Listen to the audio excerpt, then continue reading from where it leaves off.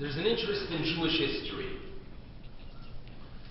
I think years ago, 3-4 decades ago, there was a lot of interest in machshava, Jewish thought, what A represents, what B represents, what things are symbolized by other things, ma'arals.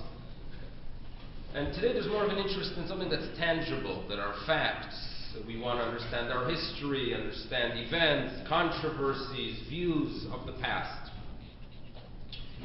It's extremely important, and this is an introduction due to the fact that I will be sharing with you something historical, that there's a rabbinic statement, a poretz geder, if someone breaks through a fence. You know what happens if you break through a fence? In Shechena, Nachash. You can expect a snake bite. If there's a fence, you break through it, beware of the snakes. What are the rabbis telling us with this statement? That if there is a practice that is followed by a community has an hanaga, a practice, a tradition, and you feel you are smarter than the rest of the community, and you're going to do it differently.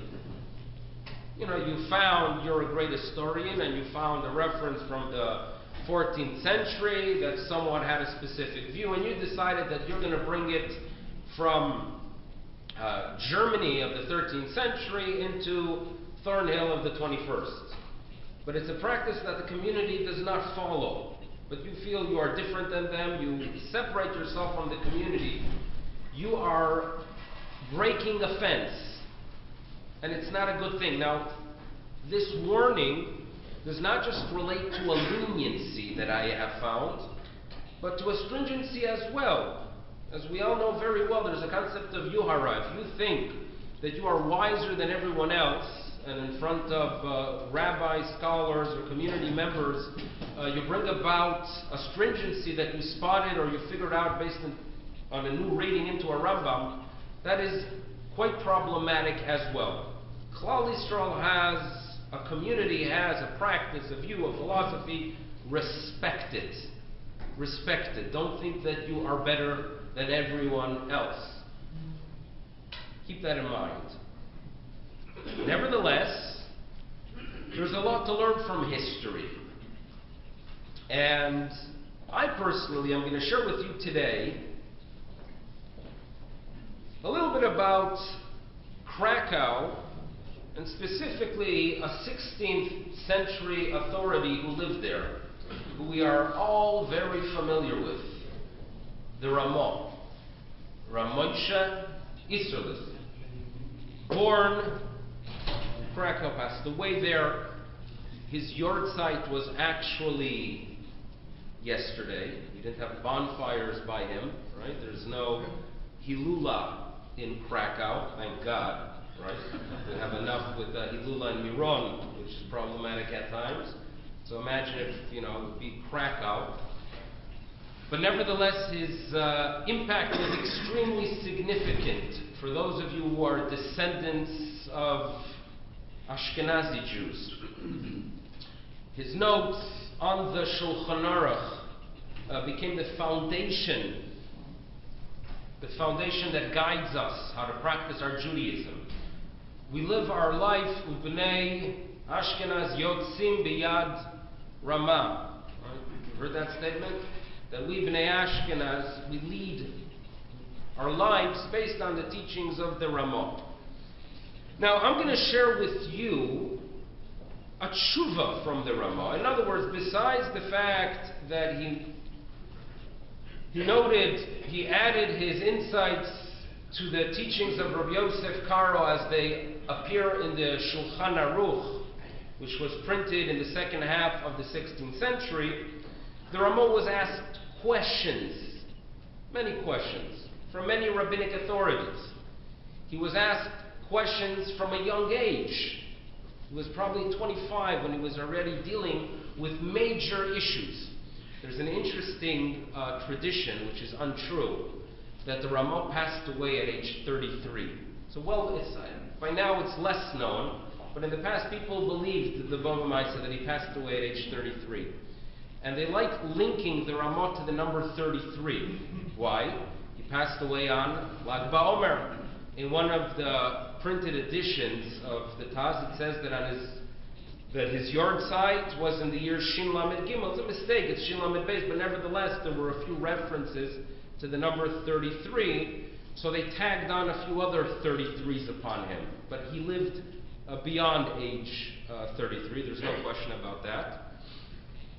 The Ramah, at a young age, was dealing with major and significant issues. When you read the tshuvas of the Ramah, when you read his responsa, you get to know the person. You have to remember the fact that, yes, we have a tremendous amount of reverence and respect for great rabbinic authorities of the past. They were, believe it or not, human. And if they are human, and they are challenged, and they deal with it in a way that's appropriate, they can inspire us. And we are, if you study the words of the Ramah in his tshuva, you are not just getting the bottom line of what's right, what's wrong, how a specific minhag should be practiced or should not. You see his life, you see a little bit about the world he lived in, and how he dealt with it. If you wouldn't be a kohen, I would ask you for a glass of water. But you are, don't get up. Don't get up. There's some non-kohanim, which we'll have to check the useless when they come up here. Which orange juice, okay? No, water. Yeah, but you don't get up. Well, you do Birkas Kohanim, that's when you get up. But you're free until Shavuos. Tshuva Ramah. So we're going to go ahead and we're going to study one tshuva of the Ramah that has to deal with Stam Yeinom. Stam Yeinom. What is Stam Yeinom? We know the Gemara mentions that there's something called the 18 decrees. That there was some period of time in the days of Hillel and Shammai or his disciples. The rabbis get together and sense that there is a need to go and defend Klal Yisrael, due to the fact that an exile is coming. Thank you so much. You're in Yisrael, right? He is. Even better. So,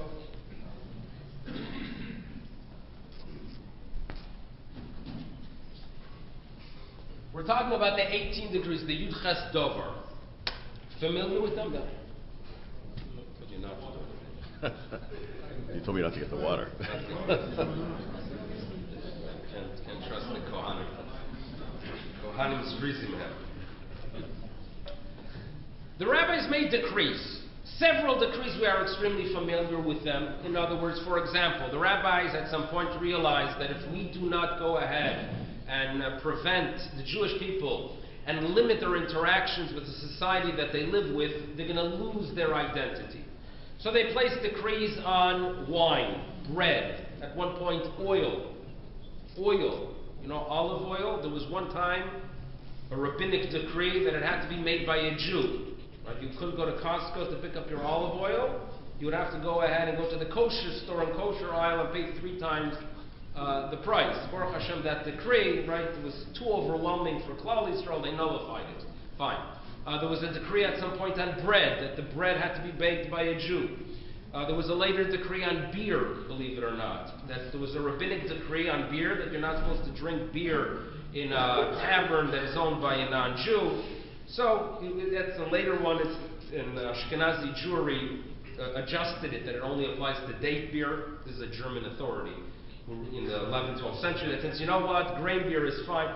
There are many, many such decrees mentioned as the Yud Ches Dover. Extremely significant. They guide us. They explain to us what Klal Yisrael, what awareness we should have regarding our destiny and our future. One of the decrees was on wine touched or produced by a non-Jew. But this decree is very, very different. All the other decrees that relate to oil, bread, cooked items by the non-Jew, they are all only prohibited be'achila. In other words, you are not allowed to eat them. When it comes to the decree that they placed on non-kosher wine, the decree was even be-hana'ah, that you are not even allowed to derive benefit from it. Now, why did the rabbis place such a stringency on my wine at home touched by a non-Jew, or wine produced by a non-Jew? So the reality is that if you have yain, wine, that was poured as a wine libation in a pagan temple, that wine is clearly prohibited, even behana. You are not allowed to derive benefit from it, since it was used for avodah zarah, and we know that avodah zarah is idolatry, is asur behana. So it seems, the way most Rishonim explain, that when the rabbis placed a decree on regular wine, even if it was not used in a pagan temple or in a pagan service, when the rabbis placed the decree on stam, regular wine, they linked it, they compared it, and they placed it in the same category as yain nesach. Okay, that's what is mentioned. And therefore, if you study the Gemara, it becomes very, very clear. The non-Jew produces wine, you cannot even derive benefit from it. So if you live in the 5th, 6th, 7th, 8th, 9th, 10th century, and come holiday season, and a coworker gives you this magnificent bottle of wine, and you know it's not kosher, but in the LCBO of Pumbedisa you could return it, right? And you could go ahead and get it instead a nice single malt. You would not be allowed to return your bottle of wine, non-kosher wine, because it is osur. You're not allowed to derive benefit from it. That seems to be the halacha. Now what happens? Come the Balei HaTosfos, and they share with us an interesting tradition. And this is something that is already quoted in the name of Rashi, the Rivan, in the name of the Gaonim. The Gaonim, quite at times, does not mean the Babylonian Gaonim, but earlier European authorities. And they know that times have changed. That when you lived in a pagan society where wines were actually poured in pagan temples as part of their service as a libation, there is a decree that you are not allowed to derive benefit from stam yenam. However, nowadays, when the non-Jews touch the wine, they don't have intention. There's no concern that perhaps when they touched it, they had intention for some pagan force or pagan god. So therefore, we compare the touching of an 11th, 12th century non-Jew of our wine to a child of the Talmudic times, a child of the Gemara times, a non-Jewish child touching the wine. And just as in the days of the Talmud, the Gemara tells us that if a child who does not have an understanding of idolatry touches my wine, there is no prohibition of deriving benefit from it. So too, arguing this teaching that was given over by these French authorities, so too the prohibition of stam yenam nowadays is only osur, only prohibited in drinking, but you are allowed to derive benefit from it. And this seemed to be quite relevant, because when if you would be lending funds out to local wine growers, and it comes time to collect from them, the only items of value that you would be able to collect from those people in the Champagne region were barrels of wine. If you would have the old rule, that you are not allowed to derive benefit from it, it would be extremely problematic, if not impossible, to survive in that region. So therefore, the great Balei HaTosfos went through the sugya, went through the topic, and they came up with an understanding that perhaps you could be lenient to derive benefit from it. Okay, so that's where we hold in the 12th century. Now, the Ramah, in a tshuva. Now, this tshuva is a very interesting one, because it's Tshuvas Ramah number 124. And if you would walk into a library that has all the editions of the Ramah's Tshuvas, and you would open Tshuva 124, some of them would have a Tshuva that relates to non-kosher wine. Others would have a Tshuva that deal with an issue of Kiddushin, nothing to do at all with wine. So there's a little bit of a mystery, what happened and why is there a discrepancy regarding Tshuva 124. And I'll share with you what happened, that in the first editions of the Ramah, they printed this Tshuva about wine. It created a controversy. You'll see soon why. So therefore, when it was reprinted in Amsterdam in 1711, they decided we have a problem with this Tshuva of the Ramah, so what are we going to do? We're going to remove it. So they removed number 124 of the Amsterdam edition. Now, if you remove a Tshuva, you have a little bit of a problem, because you have a 123 and you have a 125. What's going to happen? People are going to wonder what happened to 124, right? Is it going to be like the 13th floor in hotels that sometimes they take? So what did they do? So they made 125 into 124. So after that, there's a little bit of corruption. This is something that is well known. It's information that you can find in any library about the purge of Tshuva 124. Now, as soon as a Tshuva is removed from some editions, you already get interested. Aha, it must be like when we were kids in school. I was in Mexico, as mentioned, and we had great teachers, no questions about that. But we were little kids, and when we get to sections of Chumash that the teacher would say we're skipping these sections, those were the ones we knew very, very well, because that's when we would wake up, because it must be something of interest for a 7 and 8-year-old. That was the chinuch that existed. And here too, it's the same idea exists, that if there's a tshuva that was removed, must be that there's something interesting there. So let's go ahead and assess this tshuva. Now, the Chaya Adam, so we're talking about early 19th century, he was of the opinion that this is not a reliable tshuva, because what he calls Isrei Chazkosa, in other words, the chazaka, the assumption that tshuvas come from a great rabbi, regarding number 124, they do not apply, since in some editions they were removed. So there was controversy due to the fact that once it was removed, there were those that were uncomfortable with the tshuva itself. So what was it all about? So now, the tshuva reads, you ask me. He doesn't tell us who is asking. Im yadati ta'am. Ramoshe, can you tell us perhaps, al ma samchu? What is it that people rely on?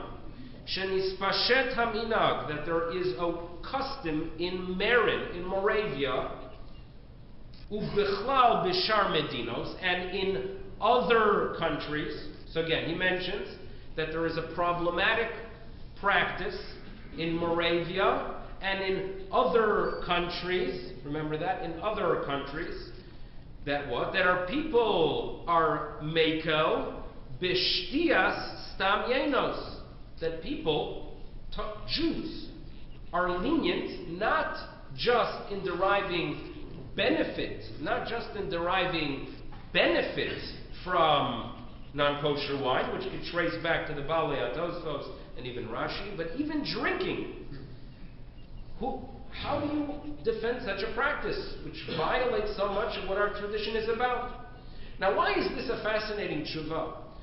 The Ramah was of the opinion that it's 100% prohibited for a Jew to drink non-kosher wine, even after the shift that occurred, even after the fact that we are not dealing with a pagan society anymore. The prohibition remains. There's no question about it. And the Ramah himself tells us that a person who walks into a community that has an awareness and he ignores it, he is a poredz geder, and you know the result of such a practice. But nevertheless, he puts the time and effort and energy into explaining, to be melamed, explaining how we can defend the practice of Jews who do things a little bit differently. And that is inspiring. We live in an era where we get our education, see the world one way, and then when there are Jews who practice things a little bit differently, we have to go ahead. We're not comfortable enough in saying that Elu ve'elu. We have a system of nullifying them, nullifying their practice, nullifying their Judaism. The Gedolei Yisrael seem to work a little bit differently. That he can be 100% determined that it is prohibited, but he goes ahead and he puts time and effort and energy and writes a long tshuva to somehow defend the practice of the people in Merin and Moravia and other places.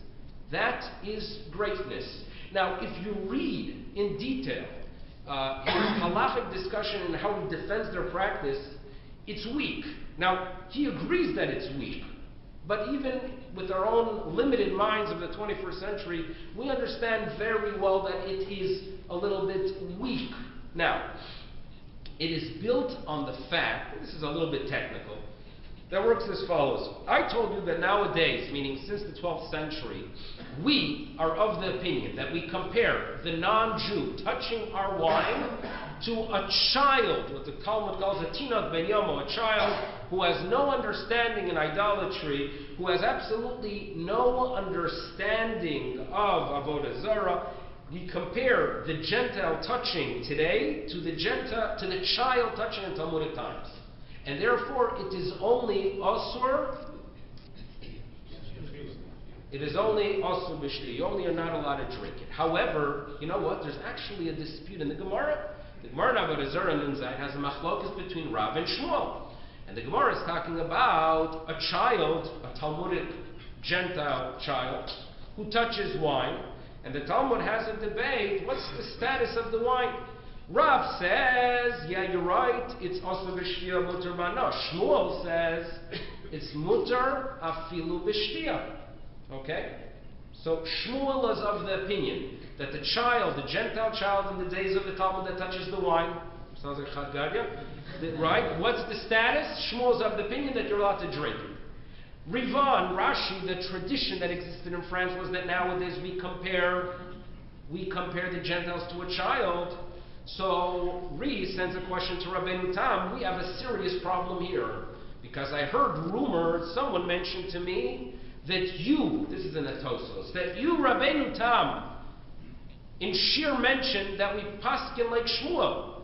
And if we paskin like Shmuel, asks Ri to Rabbeinu Tam, and you do the math, right? Minachu me'avuch, in other words, if we do the math and take this Ashkenazi tradition that nowadays they're only like children, and we take your statement that we follow the opinion of Shmuel, we have a serious crisis here. Because based on what you're saying in your Shir, Rabbeinu Tam, it would seem to be that you are allowing wine of this day and age b'shtia. So Rabbeinu Tam responds, it was a Talmud told, there's absolutely not so. I never said halacha is like Shmuel, halacha is like Rav. So there's a debate in the Tosfos, right? There's a discussion.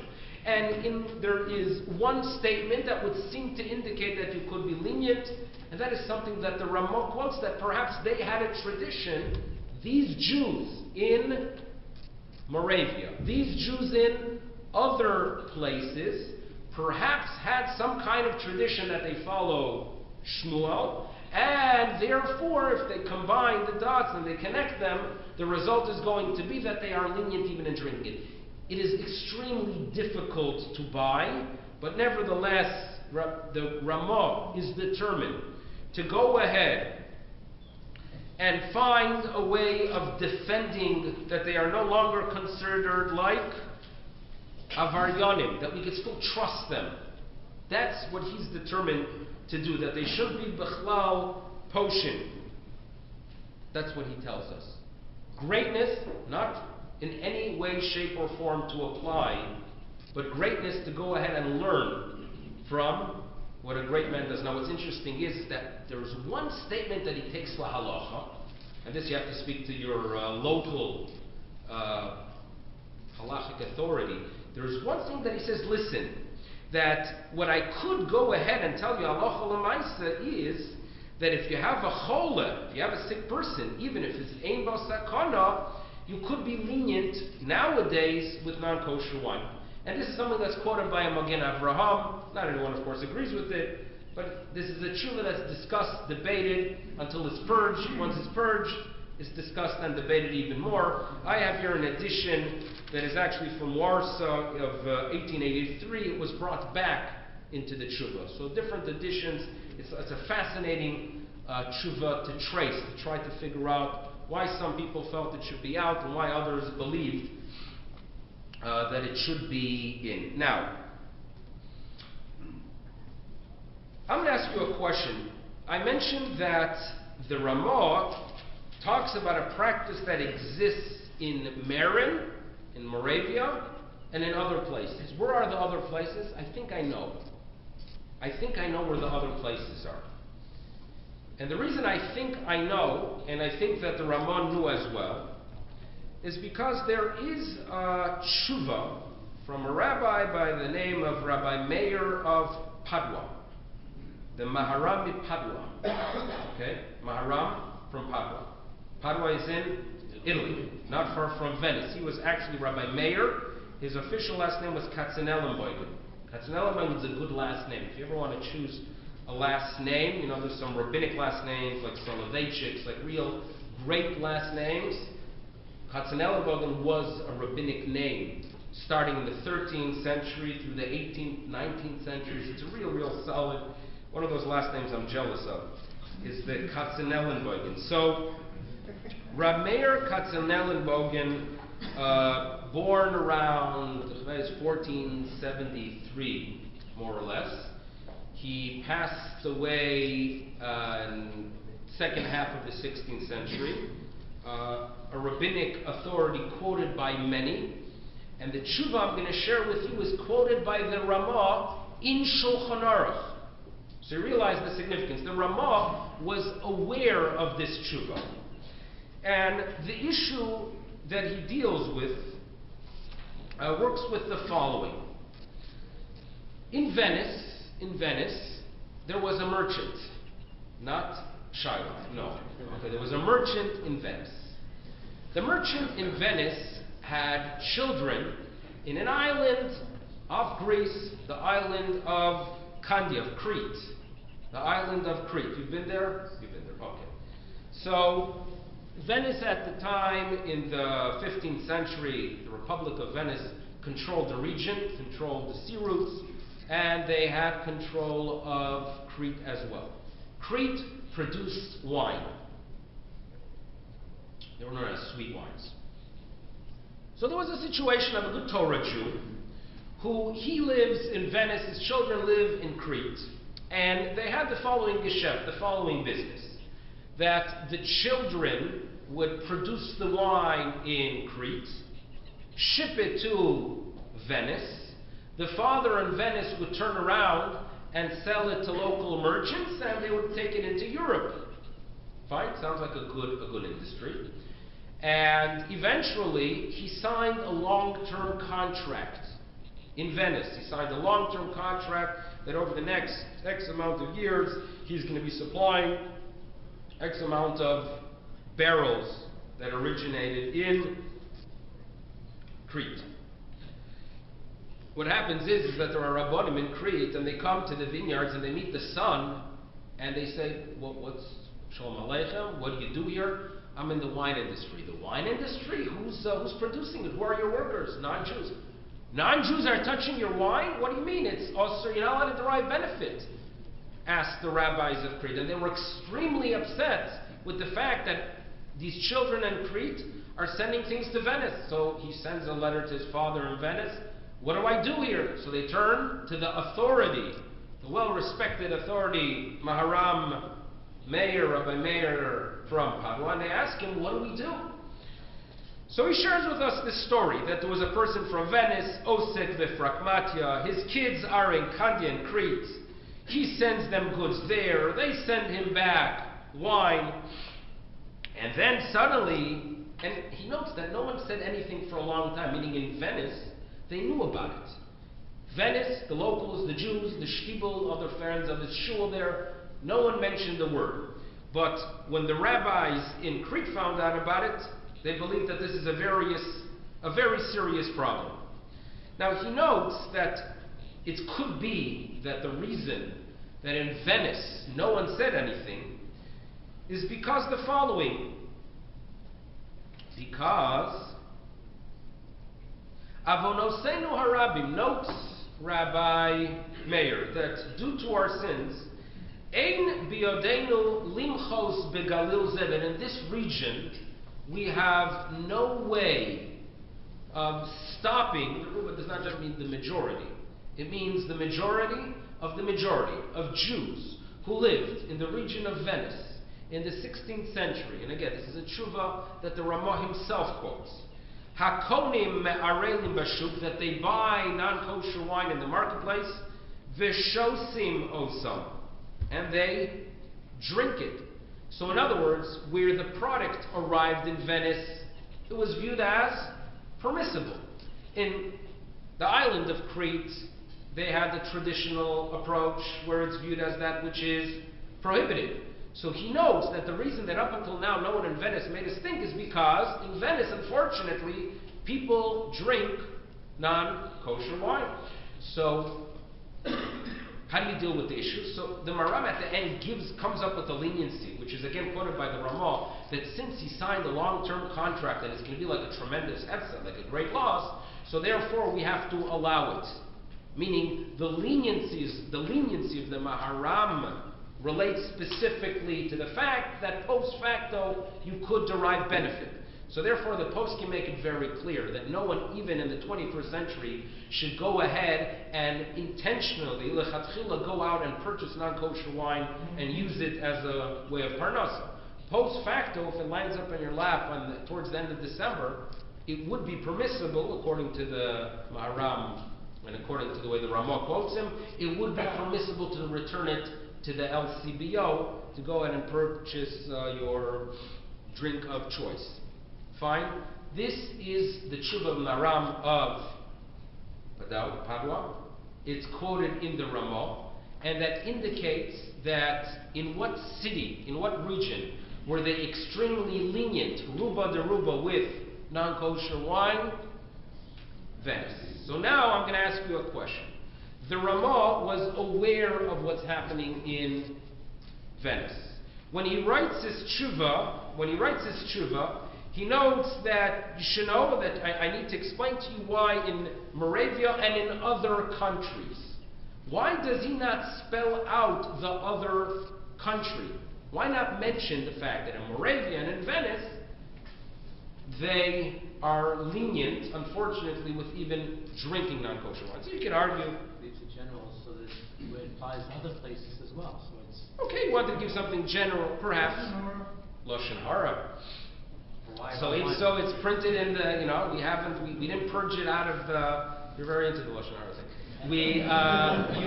Moravia not to speak Lashon Hara. Lashon Hara. So what about Moravia? What, they're not good? Moravian Jews, is Lashon Hara about them? The letter came from Moravia. That is already. Okay, you could come up with all kind of explanations. I'm going to give you something which I don't know if it's true or not, but it's a little bit more creative at least. But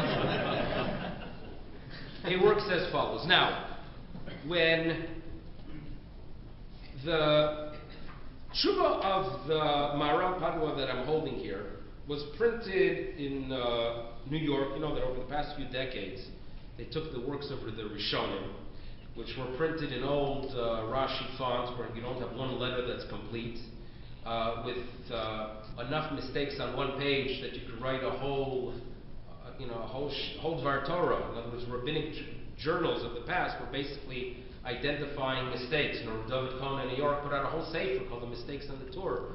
That was in the olden days. Nowadays, Baruch Hashem, over the past few decades, we have wonderful svarim. It's so much easier to learn. You look at Vilna Gaon and Shulchan Aruch. Take an old edition, walk into the library, you probably in the Beit already put in the Shemus, but walk into a shul that has an old edition of a Shulchan Aruch, an old edition, and try to read one line in the Vilna Gaon. When most letters are broken, forget about finding a chaf and a tuf in a small, tiny Rashi font. You don't know. In other words, reading one Vilna Gaon, you have to be a Gaon in the past because of all its mistakes and problems. Nowadays, you have Machon Yerushalayim and you have other wonderful organizations that are putting out these new editions that are magnificent because they don't just look beautiful, but you can actually read them.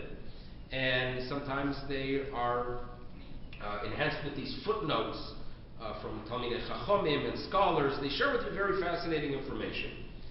And this one was put out by a Rabbi Osher Ziv. I don't know him. Anyone know him? Okay, so he's a Rabbi Asher Ziv in New York, about 15, 20 years ago. And in a footnote, he shares with us something very, very interesting. That this is a tshuva where the Maram Padua is machmir with wine. He comes up with a leniency. He comes up with a leniency that relates to deriving benefit post facto. And he shares with us the following, that you should know that the Maharam himself was machmir. But what's interesting is that the Maharam's son, Rabbi Shmuel Yehuda, in other words, the Maharam of Padua passed away in 1565. His son, Rav Shmuel Yehuda Katzenellenbogen, takes over the rabbinic position until the end of the 16th century. So he notes that the son, Rabbi Shmuel Yehuda, who was in touch with the Gdolei Yisrael, like the Ramah, like the Maharshal, the great Rabbonim of that period, he himself was lenient. Hekel me'od bedin zeh. He was very lenient. Regarding what was he lenient? So let me share with you another story. As mentioned, today there's an interesting history. One of those fascinating controversies which you could study is known as the mikveh in Revigo. Revigo in Italy, you've been there? No, okay. So the mikveh in Revigo, there was a mikveh there that in the year 1600, there was a massive controversy. It was in the house of some rabbi. He had one system of making it kosher. You know the issues without getting to mikvahs. You have to use rainwater. If you have rainwater sitting in a pit for a few months straight, right? You know, Rahman al-Islam of going into such a mikvah. So you have a system where you can add fresh water, and either it goes through a system of zriya, that it travels through another body of water and makes the tap water into kosher mikvah water, or there's a system of ashaka. Nowadays, you know, they say that it's very hard to find. It's a joke, so don't get nervous. Okay, it's very hard to find a non-kosher mikvah, and it's very hard to find a kosher eruv. That's the joke. Okay, don't get nervous. Joke, laugh. But what you could learn from the joke is that mikvahs nowadays, there are tremendous amount of stringencies that we place upon them. We find one opinion of the Rishonim, the opinion of the Raive, and we go ahead and we construct a mikvah with 2 or 3, and in some cases 4 different contraptions to avoid the issue. It's an amazing thing with mikvahs in this day and age. If you would be visiting Revigo in the year 1600, the mikvah, you read about the mikvah there, wasn't so, it wasn't so great. One Rav allowed it, but then there was another Rav, his name was Rab Avtalion Mekonsoli, and I hope I pronounced it right. Rab Avtalion was of the opinion that the mikveh is no good. And it made a massive controversy. And if you go online, there's HebrewBooks.org, and they scanned all the documents of the Machlokes. What's interesting is that every single halachic authority in northern Italy that dealt with the mikveh and Revigo, they all got involved. They were all disciples of Reb Shmuel Yehuda Katzenellenbogen. All disciples of Reb Shmuel Yehuda, and again, who was Reb Shmuel Yehuda, the son of the Maharam? Okay, keep that in mind. So Reb Shmuel Yehuda passed away in 1597, and 3 years afterwards, there's a major dispute. It seems to be that when a great Gadol B'Yisrael, you know, like a Ramosha Feinstein, passes away, so everyone follows they continue to follow and respect him, but there's a dispute what he really believed. You could have, I'm sure you have lectures here about the brain death, right? In other words, what's exactly when it comes to organ donation? What did Ramosha really say? So you have people that swear one way, people that swear another way. So it existed there as well, because both schools, regarding the mikveh and Revigo, both schools believed that Reb Shmuel Yehuda gave a green light for it, and it made a major fight. And then the literature, as it is spreading throughout communities, it became a little bit negative. And then someone wrote about Rev Avtalion, that you should know, Rev Avtalion, he is a big machmir b'mayim when it comes to the waters of the mikvah. He's walking around as the big machmir. But the problem is with him that he is a mekel b'yayin. Give him a little bit of a little stuff there on the side, right? You, the big frumak, you're machmer b'mayim, but you are a mekel b'yayin. They stuffed him. right? And this is all in the literature. So he goes ahead and he responds. Now, I did not see it in its in primary source. This is secondary, which you have the right to question. But nevertheless, I'll share with you what he writes here, that he had to defend himself. Rav Avtalione had to defend himself because now people are spreading rumors about him or sharing actually facts about him, according to what is printed here, that he is a Mekel B'yayin.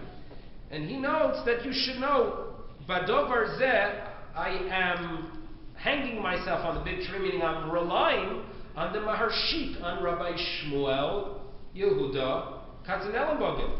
Shegam hu lo haya nizar bezeh. He himself was not so careful. Kegalui v'yadu alekol. And he goes ahead and shares with us that Rabbi Shmuel Yehuda himself, as an Italian rabbi, was Mekel. Quite fascinating. A Gadol B'Yisrael, and he is a Mekel. Very, very fascinating.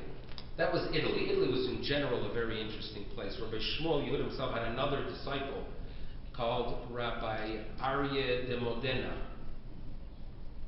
Aryeh de Modena is actually quoted in one place in Shulchan Aruch when it talks about the Kohanim. There's the Machlokes, the Torah, and the Rambam. Oh, Kohanim, here you are. When you make the bracha of Birkas Kohanim, do you face the Aron Kodesh or do you face the Kahal? So obviously when you are giving the actual bracha, Yiracha Hashem V'Yishmerecha, you're facing us. At least I hope so. I'm not looking. But you're facing us. But that's how it sounds from the question. When you make the bracha, who are you talking to? Who are you talking to when you make a bracha? Talking to Hashem. So logically, you should be facing the Ribono Shel Olam. So what do? So the Machlokes, the Torah, and the Rambam. One says, wait a second, you're facing it. Another says, no, you're going to the bracha. So they quote in the name of Rabbi Aryeh of Leon de Modena, this Italian rabbi, a Talmud of the Maharshik, that he came up with this, I don't know if he's the first, but he mentions the solution of mid-bracha turn. We do the mid-bracha turn, right? That's how it sounds like again.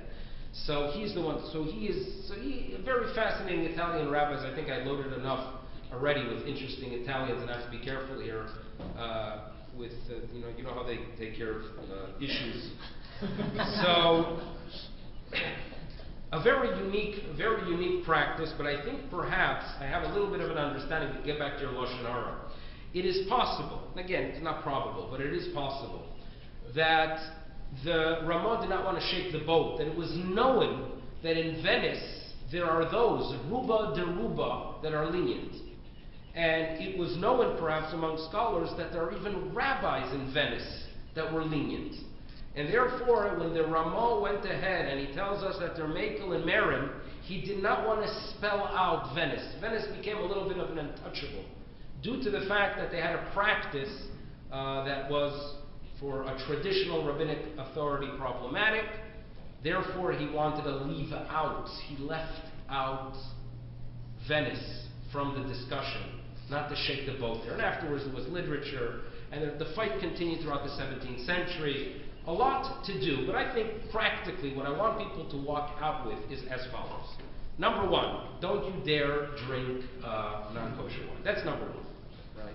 That's number two. I think the most significant teaching you get is the ability of the great person to see beyond the practice he believes as true Judaism. And the Ramah and Tshuva you go through, there are many, many fascinating things you could derive. It's worthwhile to have a chavrusa, to study Tshuvas Ramah. There are times that you can have clarity, that, the Ramah and Shulchan Aruch sometimes says, v'chen nohagin, right? And sometimes he says, v'chen haminhag. And you ask yourself, why does he change the wording? Well, in one of the Tshuvas of the Ramah, he actually explains that it's a code, that each one has a unique meaning. Very, very fascinating. There was a massive to-do with a printing, a big war developed in Venice in 1550 between two printers of the Rambam. And they got into a massive fight. And the Jewish community wanted to know which printer of the Rambam, they both weren't Jewish, one of them had the insights of the Maharam Padwa in them. So the question was, which one should the community in general buy? So he took a stand. This is a tshuva from 1550 when the Ramah was young. There are tshuvas that he deals with when there were people that walked into communities and start declaring that you should know all olive oil that comes from Italy is treif. Why? Because they smear the barrels with fat.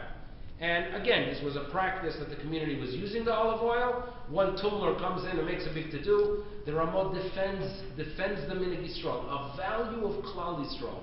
You sense in the Tshuva Ramah. And these are tshuvas that it's kedai to study because you don't just learn Torah, you learn what the Torah attitude is to Klal Yisrael, valuing our people. And it's a delicate balance of valuing a tradition you grew up with, a masoros you have, but at the same time seeing beyond that limited tradition that you had. And these are tshuvas that we can learn from a tremendous amount. There's one thing I don't want you to learn from it, but there are many good things that hopefully we could learn. So I thank you very much for the opportunity, and I thank the Bayit, and I thank the Kollel, and may you have get-togethers of true Torah learning with tolerance for many years to come. Thank you. It's always a pleasure and a schus to be part of this wonderful community that on the day off, that doesn't come often enough, people take the time out to come and learn, to utilize the time for shiurim. It's a wonderful thing.